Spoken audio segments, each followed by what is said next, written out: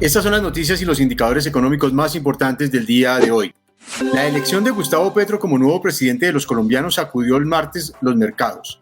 En la primera jornada bursátil, después de la jornada electoral, el índice MSCI Colcap, que es el de referencia del mercado nacional y que muestra la evolución promedio de todas las acciones, cayó 5,10%.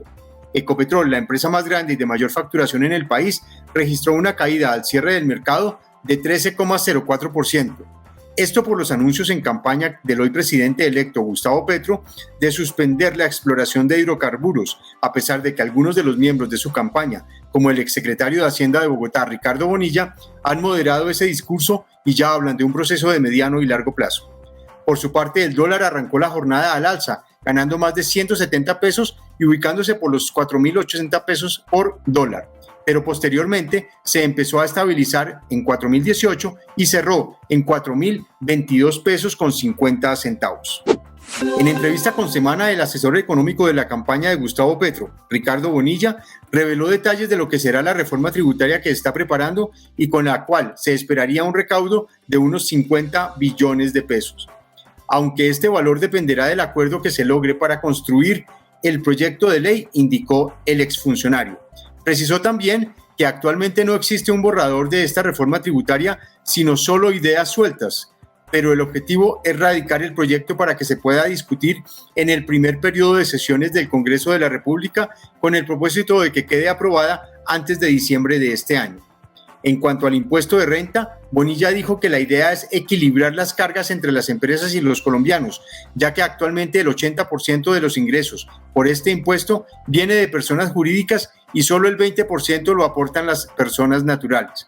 Con la reforma se busca identificar los activos y los ingresos reales de esas personas naturales para que paguen con tarifa progresiva.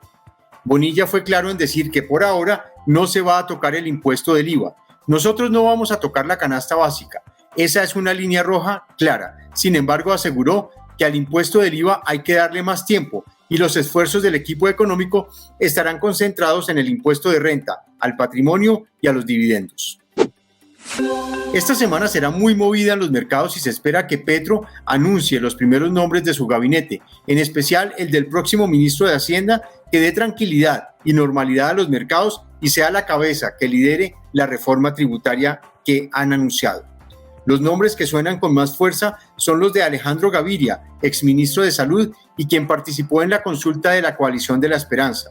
También se ha mencionado el nombre de Carolina Soto, excodirectora del Banco de la República. Cabe anotar que Alejandro Gaviria y Carolina Soto son esposos.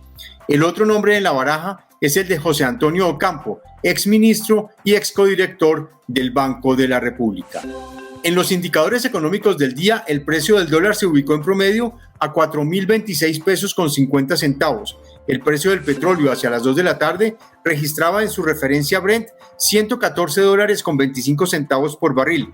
Entre tanto, la WTI llegaba a los $110 con 58 centavos. En la Bolsa de Valores de Colombia, las acciones que sobresalieron en la jornada de hoy fueron las de Nutresa y las de Canacol Energy, que se valorizaron 4,28% y 2,80% respectivamente.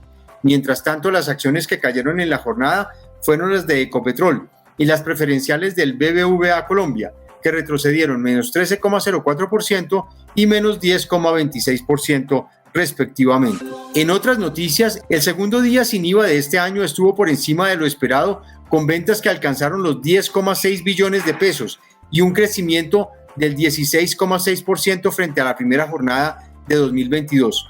La cifra superó las expectativas anunciadas por los comerciantes agremiados en la Federación Nacional de Comerciantes FENALCO, que habían estimado entre 9 y 10 billones de pesos el monto final de la jornada.